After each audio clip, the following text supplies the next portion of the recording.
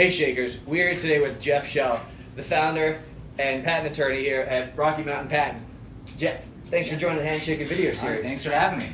And Shakers, we're here again today with the Handshaking Shades. Make sure to get your free pair by applying right away today to the Handshaking Startup Pre-Accelerator at handshaking.com. So Jeff, thanks for joining us. Could you tell us a little bit about your story?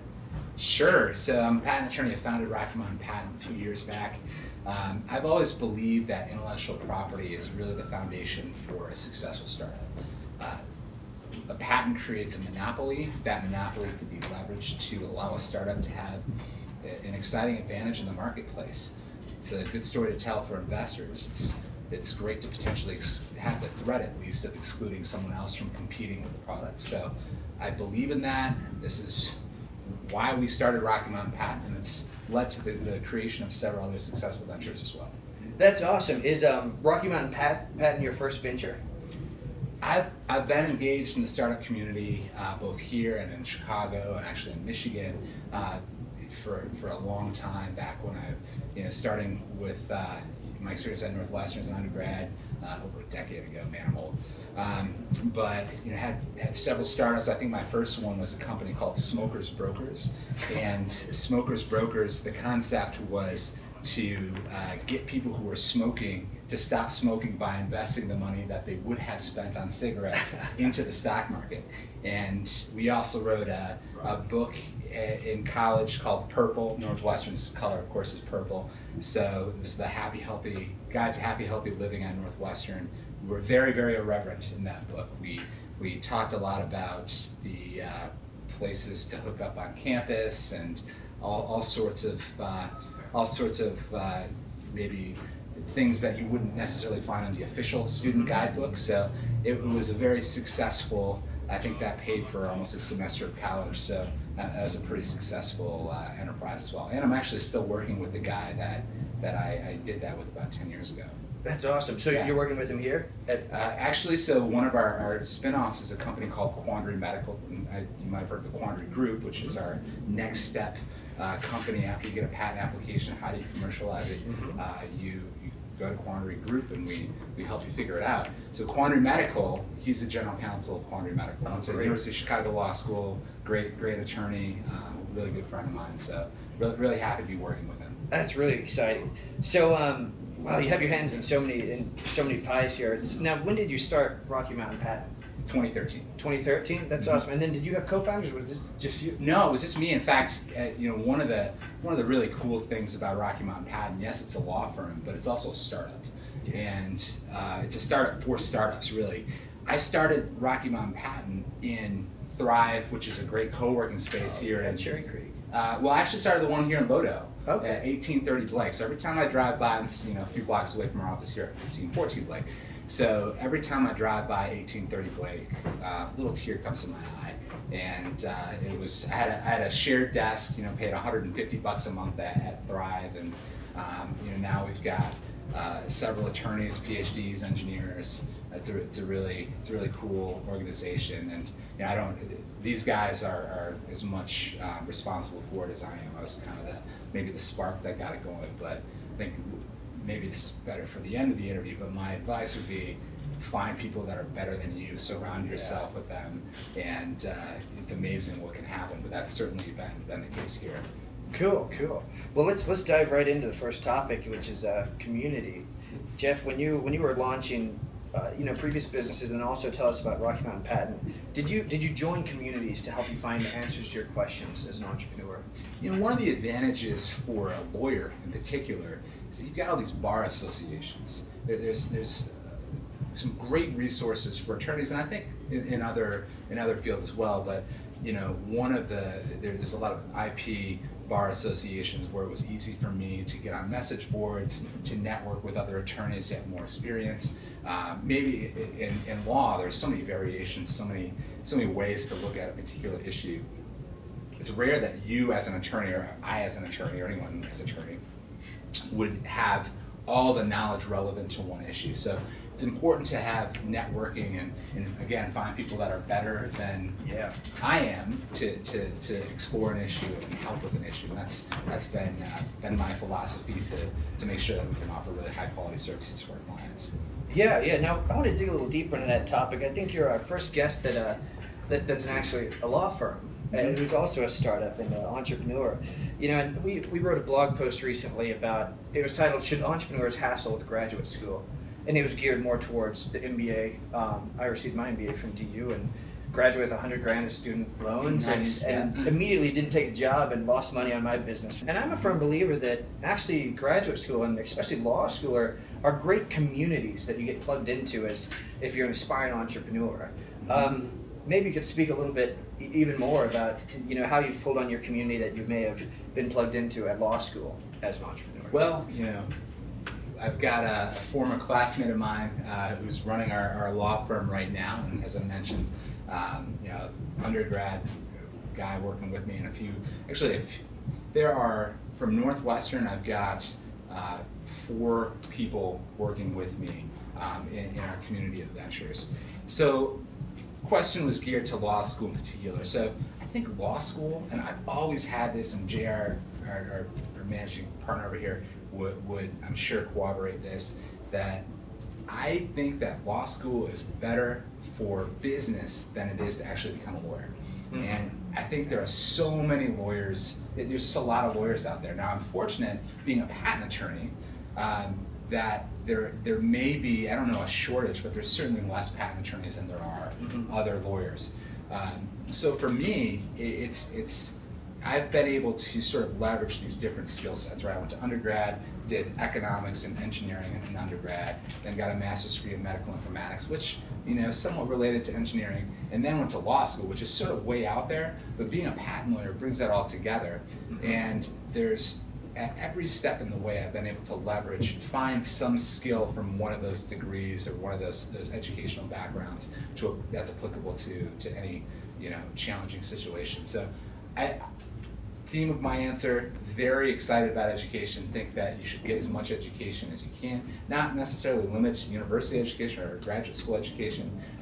Always have to be learning. And again, with being a lawyer and having these bar association networks that I can plug into, we are required to actually go through ongoing continuing education. And I'd encourage in any field, for whatever field you're in as an entrepreneur, to find that continuing education opportunity and take it. Always have to be learning. That's great. I think you bring up a great point. And correct me if I'm wrong, but Shakers, I think Jeff is nailing the point right on the head when he says, always be learning. Whether it's traditional academics, or it's a startup pre-accelerator, or just joining a community that can educate you. Always be learning. Do you think that's a safe conclusion? Always be learning. Absolutely. I mean, if you can't move forward if you don't stay abreast of the latest developments in the world, and I think that's always be learning is a good mantra to live by. Yeah, definitely. Well, let's see. The next topic is how do entrepreneurs get the best advice from qualified experts on their idea? So, for example, Jeff, when you were starting a patent law firm, you probably had questions that came up with it being your first patent law firm. Who did you find to make sure you were doing things the right way, or maybe you could speak a little bit to that? Being in a co-working space, great experience.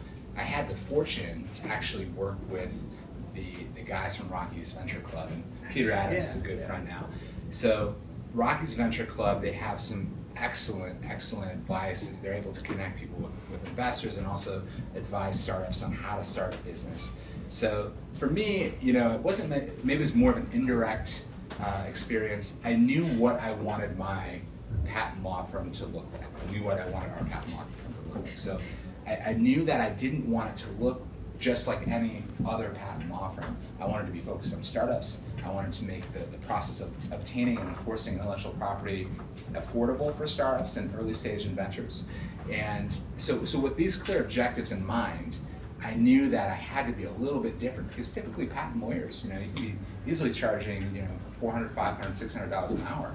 So, to get down half of that or less, we had to sort of figure out, okay, so how can we use elements of the lean startup method? Mm-hmm. How can we bring our own overhead costs down? Awesome. So, you know, a lot of it was just taking lessons from companies that have been successful at keeping their overhead costs down from the start, and a lot of it for solo inventors or solo attorneys. I'm sorry.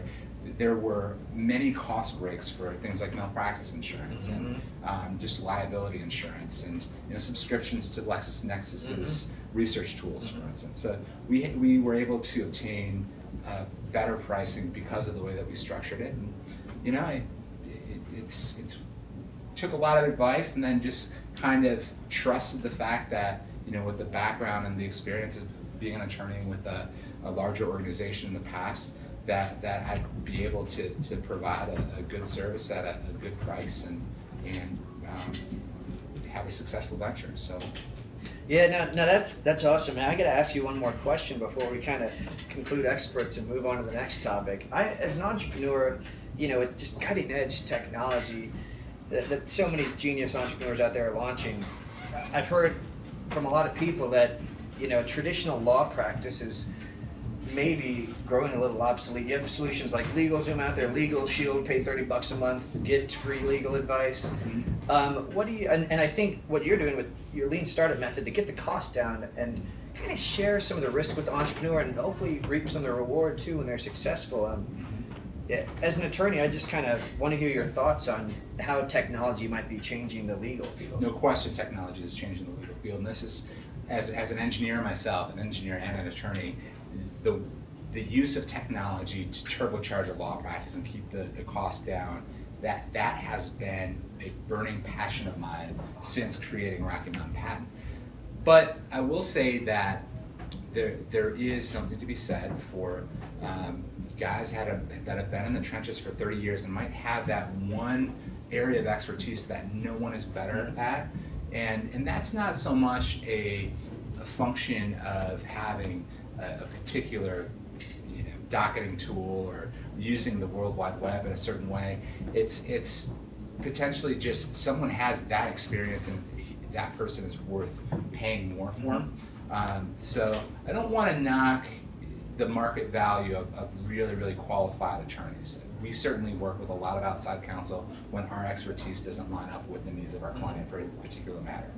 But whenever we can, we absolutely try to leverage technology. We use the cloud. We also are so my background is health informatics. In no field more than health informatics is the privacy and security of data more important. So you need to understand that, because likewise with my law clients, nothing is more important than the privacy and security of their data. Client confidentiality is always at the forefront of our concern. So there's a lot of things to be considered. You don't want to cut corners in some areas, but there are efficiency gains to be had by creative and effective use of technology, even in law. That's great. That's fascinating. It's, those who don't embrace it, if you can't control it, and if you don't embrace it, you're just going to fall behind. Absolutely, no question.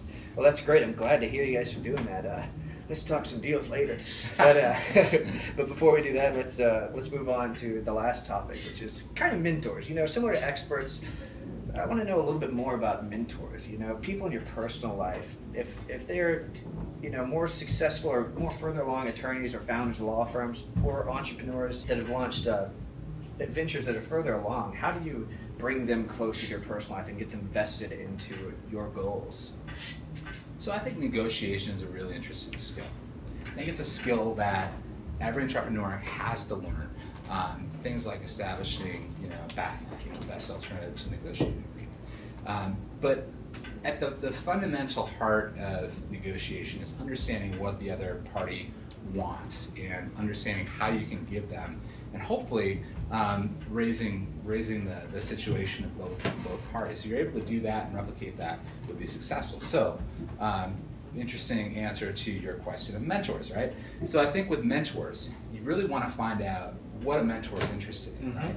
How can you connect with the mentor and show the mentor that you've got something special either about you as a person or your company or your venture. There's something special about it that's interesting, that'll be fun, that there's something worthwhile about the venture or the person to get involved. And then you need to effectively present that. You need to convince, be persuasive. So skills of persuasion, skills of coercion. These are great lawyer skills, and I know, again, love education, very, very high on going to law school and doing whatever needs to be done as long as you know what you're getting out of it. But, I think just providing something, giving a mentor a carrot, saying, hey, look, we're trying to do something, we're trying to do things better, we're trying to make the world a better place. I don't know something that you know, or I don't have something that you have. It'd be great to get that from you at a low cost. And it's really, when you're mentoring someone, you're asking for time. Time can be expensive, but it's not like you're asking for hundreds of thousands of dollars, which I've also done. And believe me, that's a lot harder. So, it's being persuasive. I think that's a common theme we're finding about shaking handshakers is just like in some of our previous interviews, especially with Gary Gessler and David Cohen, you want to be concise, find out where the other person is gaining value, and deliver that message to them very concisely and respectively, and make sure you're persuasive about it too, like Jeff says. Make sure you push the ball forward as it needs to be pushed forward, because no one else is going to push your idea forward but you. And persuasion and negotiation, especially with a healthy dose, a healthy sprinkle of, humility and identifying the value there is to the mentor. Put all those things together, and you can build relationships with your mentors and get some pretty legit people onto your idea. Anything to add to that? So the other thing is, I would have a clear message. So many times when people come to me and ask me for advice, they don't really know what they want. And when people don't know what they want, it makes it difficult for someone like me to help them get to where they want to go. Or if I'm asking for help from someone, I'll certainly want to go in and say, this is exactly what I need. I'm not here to waste your time. I have a specific need. You're able at a minimum effort to help us get that. And you can have the enjoyment, if it's just enjoyment of helping us and making the world a better place, or maybe there's something else that you can give in return. But having that message to the other person, clear, concise, and well articulated is critically important to success. Absolutely. I think that's even a more precise conclusion, Shakers, is keep it concise, know why you're asking this person, and know exactly what you're asking them. Make it easy for them to help you. And you can get the best qualified advice from your mentors. So if there's nothing else to add to mentors, let's go ahead and move on to the action item. If there is one thing our Shakers here can do immediately after this interview to help them as an entrepreneur, what do you recommend for them, Jeff? Find as many people that are more talented than you, and find a way to put them in a position to succeed. But make that position to succeed a position to succeed that benefits everything else that's going on. That's great. That's it, Shakers. Cool. So, Shakers, we have a few minutes here with Jeff to ask him some Shaker trivia questions. And Jeff, the first question, I think you're going to tell us about your phone wallpaper. Yeah, so my phone wallpaper is the default, no nonsense. I don't really have time to be messing around with wallpapers, unfortunately, so maybe that says a thing or two about me, but yeah. Hopefully it's not too boring of an answer. No, next question. What kind of car do you drive? Oh, I love my car. I've got a Dodge Ram. If you're in my way, I'm going to run you over, specifically if you're driving Prius. Love getting the 6.7 liter diesel. Oh, good car. Cool. Good for the baby in the backseat too. You're getting a crash, we're not the one getting hurt. Good. And then last question, if you could think of any famous entrepreneur that you could meet and bring into this interview right now, who would that be? Steve Jobs. Steve Jobs? Yeah, the guy is the most irreverent, respectfully, the most irreverent person on the planet, and he used that to his advantage, and the guy got things done, and Apple's Apple. Yeah. Although I heard he's kind of a challenging guy to converse with, but certainly his success speaks for himself. I'm a big fan. Cool. Well, there it is, Shakers. Jeff here, if we want to find you online, where can we find you and Rocky Mountain Patent? RockyMountainPatent.com. We're on Twitter at RMPatent. Facebook, Rocky Mountain Patent, just search it. Cool. Well, thank you so much for joining the Handshaking video series. All right, this is fun. Shakers, we'll see you next time.